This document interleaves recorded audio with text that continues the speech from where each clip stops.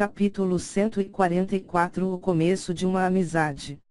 Após Shuyu desabar no chão, Zhao Tian correu para ajudá-lo. Ele usou um pouco da sua energia da vida para ajudar Shuyu a relaxar e o colocou dentro da cabana. Depois de sair da cabana de Shuyu, Zhao Tian olhou para os arredores e contemplou a paisagem, antes de começar a retirar o lixo que sobrou ali. Após algum tempo de esforço e trabalho braçal, Zhao Tian não treinou, refinou ou cultivou. Ele apenas aproveitou algumas horas de descanso, nadou e relaxou. Depois de tudo, aquele lindo oásis não podia ser desperdiçado. Zhao Tian tinha pressa para atingir as suas metas, mas deixar aquele lugar, jogado, sem nenhum proveito, era um gravíssimo pecado. Durante alguns momentos da sua natação e lazer, Zhao Tian mergulhou até o fundo do lago, a fim de tentar ver o que Yan Xiu poderia ter feito lá embaixo. Contudo, ele não obteve nenhuma resposta, ou sentiu que havia alguma coisa de diferente ali. Depois de algumas horas, Shuyu finalmente despertou e viu que tinha sido colocado na cabana. Rapidamente, ele se levantou e caminhou para fora. Assim que viu Shuyu saindo da cabana, Zhao Tian, que estava deitado no chão, olhou para ele e falou: "Finalmente, você acordou." Percebendo que a forma com que Zhao Tian estava o tratando tinha mudado, Shuyu ficou mudo, sem conseguir pensar em nada para dizer. "Venha, vamos conversar um pouco, antes de fazermos uma breve viagem." Zhao Tian falou enquanto usava a mão direita para chamar Shuyu. Ainda sem ser capaz de formular uma única frase, Shuyu caminhou até onde Zhao Tian estava e se sentou perto dele. "Cara, nós dois não tivemos um bom começo. É óbvio que as nossas primeiras impressões um do outro não são, nem um pouco, boas." Zhao Tian comentou enquanto permanecia deitado e olhava para as nuvens. Zhao Tian estava sendo cortês, e isso comoveu Shuyu, que sorriu e respondeu: "É isso que acontece quando uma pessoa mantém a outra em cárcere privado e tenta matá-la." Zhao Tian também sorriu e respondeu: "Mas eu não te matei." Hehehehehe. Aqueles eram outros tempos. No início, eu realmente te mataria, mas o fato de você ser um possível irmão do diretor Iesu, fez com que eu não pudesse cometer esse ato. Porém, agora, eu realmente quero que nós sejamos capazes de confiar um no outro." Shuyu deu um olhar curioso para Zhao Tian e perguntou: "Zhao Tian, você pode me dizer que tipo de pessoa é o meu irmão mais velho?" Zhao Tian concordou com a cabeça e respondeu: "Vamos conversar sobre os nossos passados e tentar criar uma confiança mútua. Há algum tempo, quando eu ainda era um filho de escravos, foi o seu irmão, que na época era conhecido como Elder Iesu, que me estendeu a mão e me salvou a minha vida." Antes que Zhao Tian terminasse de falar, Shuyu o interrompeu, perguntando: "Espere aí. Você era um escravo?" Zhao Tian concordou com a cabeça e falou: "Sim, eu era um escravo. Já que a minha história e a história do seu irmão se encontraram em um determinado ponto, eu te contarei um pouco sobre mim e ele." Sob os olhares e ouvidos atentos de Shuyu, Zhao Tian começou a contar um pouco da sua história. Ele omitiu alguns fatos que ele nunca contava para ninguém, mas o restante foi um bom e nostálgico relato de vida. Shuyu e Zhao Tian se emocionaram e riram de alguns momentos e histórias da vida de Zhao Tian. Depois que Zhao Tian começou a falar sobre Iesu e como ele tinha o ajudado e se mostrado ser um grande tutor, Shuyu ficou vidrado em cada uma daquelas palavras.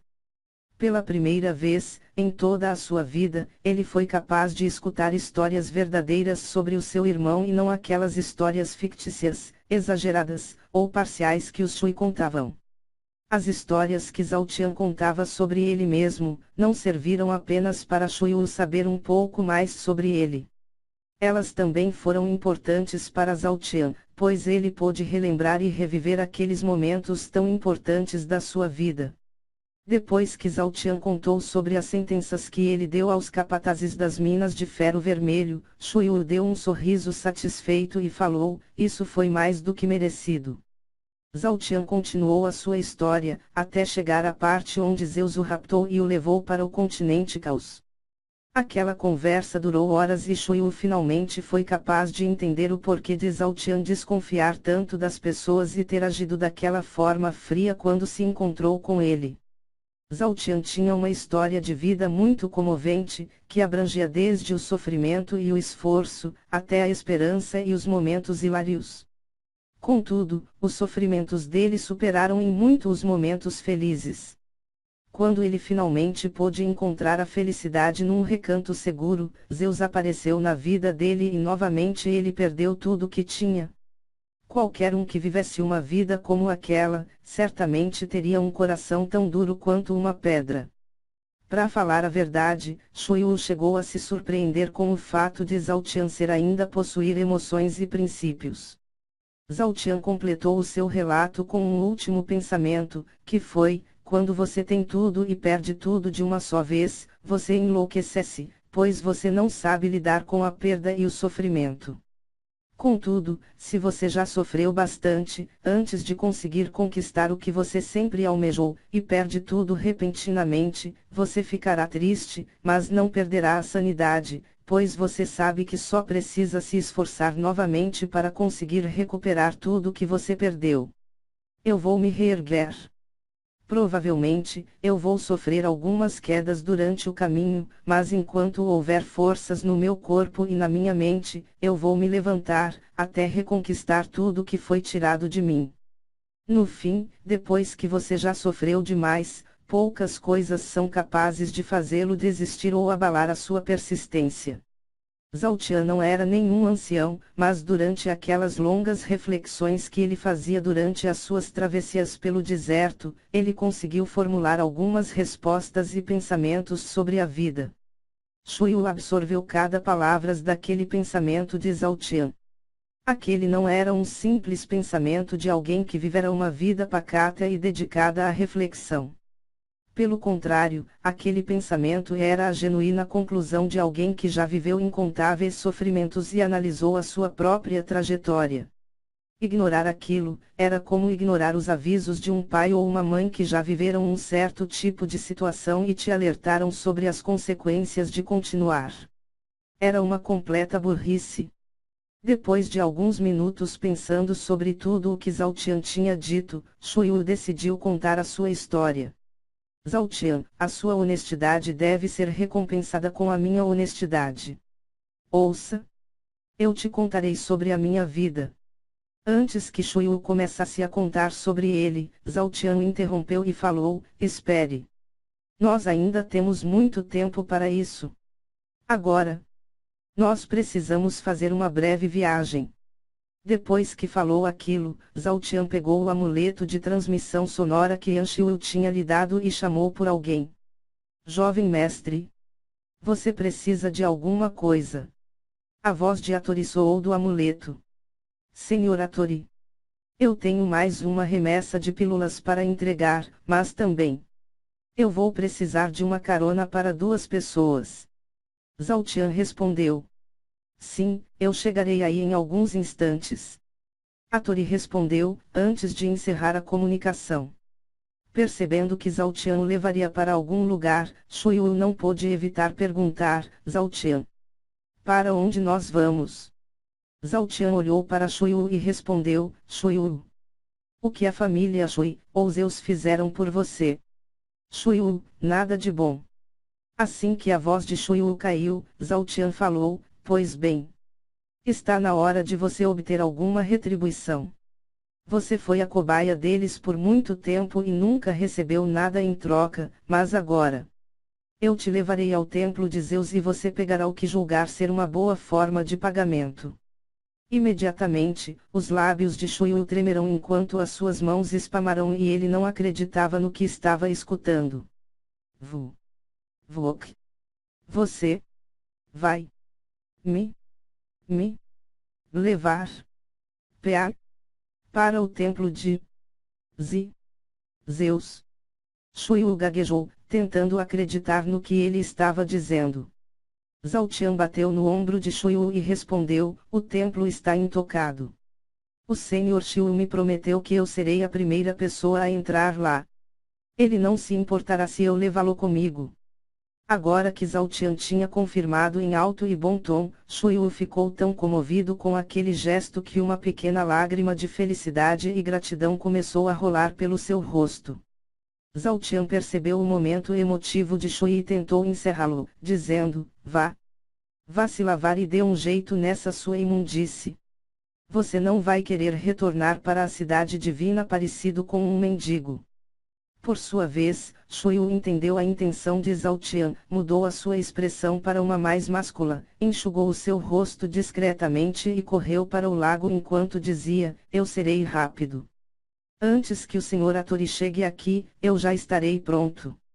Enquanto Shuyu se lavava, Zhao Tian olhou para o nada enquanto pensava e perguntava para Gold: Gold, o que você acha que tem naquele templo? Gold: moleque. Nem mesmo eu, que sou foda pra caralho, posso prever isso.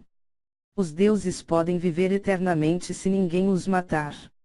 Por causa disso, eles sempre recolherão artefatos e conhecimentos de vários mundos. Lá, você poderá se deparar com armas, armaduras e livros antigos, ou até com pessoas, ou outras criaturas que estejam aprisionadas. Assim que Gold terminou de falar, Zhao Tian fez outra pergunta: você tem alguma dica ou conselho que eu precise saber? Gold: nunca pegue aquilo que pode te matar. Zhao Tian se desanimou instantaneamente, pois a resposta de Gold era a coisa mais óbvia do mundo. É claro que Zhao Tian sabia que não deveria pegar algo capaz de matá-lo. Mesmo depois de escutar aquela resposta apática de Gold, Zhao Tian decidiu perguntar mais uma coisa. Contudo, antes que ele abrisse a boca, Gold falou num tom malicioso: moleque. O cara da briga de espadas chegou. Vê se não começa com aqueles papos estranhos. De novo. Ahahahahahaha.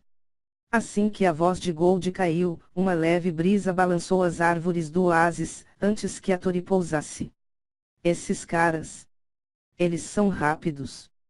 Zhao Tian murmurou quando viu que Hattori já tinha chegado. Depois de murmurar aquilo, Zhao Tian cumprimentou Hattori, antes de entregar um anel de armazenamento para ele. Jovem mestre, para onde você precisa ir? Hattori perguntou enquanto pegava o anel de armazenamento. Eu preciso que o senhor nos deixe em um lugar nos arredores do vilarejo Kuzawa. Zhao Tian respondeu. Assim que viu a chegada de Hattori, Shuyu se vestiu às pressas e correu até ele e Zhao Tian. Depois da chegada de Shuyu, Hattori olhou para ele e acenou a cabeça em saudação. Shuyu fez mesmo, antes que uma estranha e densa massa de ar suspendesse ele e Zhao Tian no ar. Vocês estão prontos? Hattori perguntou. Sim. Zhao Tian e Shuyu responderam em coro. Asterisco Asterisco. Assim que os dois terminaram de falar aquilo, Hattori disparou para cima junto com os dois que pareciam flutuar. Após alguns minutos de viagem, os três finalmente chegaram ao lugar que Zhao Tian tinha indicado, a caverna onde Jins e Jarra estavam. Após pousarem, Zhao Tian estava se sentindo desconfortável devido à velocidade da viagem enquanto Shuyu, este estava tão tonto que não conseguia sequer ficar de pé. Jovem mestre, você quer que eu te aguarde aqui? Hattori perguntou. Zhao Tian sacudiu a cabeça e respondeu, obrigado, mas não precisa. Essa será uma breve visita, antes de nós irmos para a cidade divina. Hattori não questionou ou insistiu e imediatamente partiu de volta para a cidade divina. Enquanto Hattori partia, a cabeça de Shuyu parou de girar e ele perguntou para Zhao Tian, onde é que nós estamos? Nós precisamos levar 2 garotos conosco. Eles são muito desconfiados, então. Tente não assustá-los. Zhao Tian respondeu, antes de começar a caminhar. Shuyu não entendeu o porquê de Zhao Tian dizer aquilo, mas, mesmo assim, ele o seguiu. Rapidamente, os dois chegaram à entrada da caverna e Zhao Tian esperou até que Jins ou Jarra o avistasse. Jins? Jins? O Zhao Tian retornou. quando viu Zhao Tian na entrada da caverna, Jarra imediatamente começou a gritar animadamente. Após os gritos de Jarra, Jin correu para a entrada da caverna e deixou Zhao Tian entrar. Fique aqui. Zhao Tian falou com Shuyu, antes de caminhar para dentro da caverna. Shuyu ficou confuso quando viu que Zhao Tian estava caminhando na direção de uma árvore, mas depois que Zhao Tian desapareceu dentro daquela árvore, Shuyu arregalou os olhos como se tivesse acabado de ver um fantasma. Dentro da caverna, Jarra recebeu Zhao Tian com um ânimo muito superior a todas as vezes anteriores. Enquanto ele segurava a mão de Zhao Tian e tentava puxá-lo, ele dizia: Zhao Tian. Zhao Tian. Venha, eu tenho muita coisa para te dizer. Jarra, espere. Antes que Jarra começasse a soltar uma chuva de palavras, Zhao Tian o interrompeu e disse: pelo que eu percebi, parece que você fez mais algumas descobertas. Porém, nós conversaremos sobre isso depois. No mesmo instante, Jarra ficou amuado. Ele não era do tipo que aguentava ficar calado. Enquanto isso, Jins percebeu uma certa urgência em Zhao Tian e perguntou: aconteceu alguma coisa? Você parece estar com um pouco de urgência. Zhao Tian olhou para Jins, afagou os cabelos de Jarra e respondeu: vocês já ficaram presos aqui por tempo demais. Está na hora de respirarem um pouco de ar puro. Assim que aquelas palavras caíram, Jarra olhou para Zhao Tian com um brilho de felicidade nos olhos e perguntou: você está falando sério? Eu vou poder sair.